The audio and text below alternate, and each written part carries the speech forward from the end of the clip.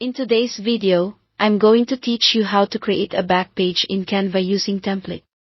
We'll start with a design that already has a front page created from a template, and build a clean, consistent back page that's ready for print or digital sharing. Open your existing Canva project so you're looking at the front page.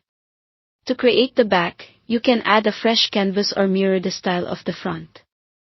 If you want a blank slate, click the Add Page button, the little plus sign below your current page, and you'll get an empty page to work with.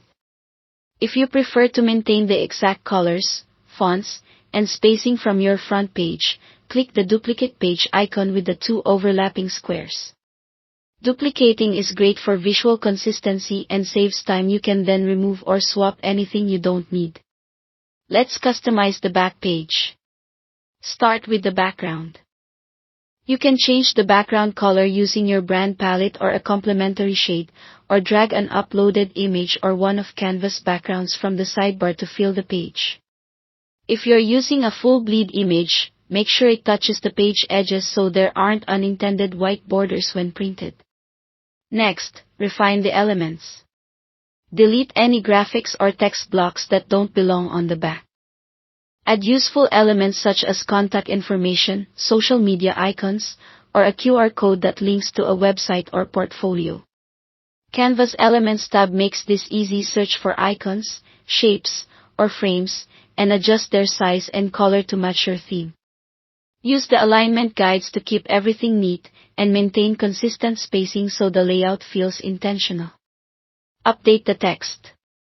Edit existing text boxes or add new ones for your back cover content. Keep your font styles consistent with the front page. Using the template's fonts helps establish a cohesive look.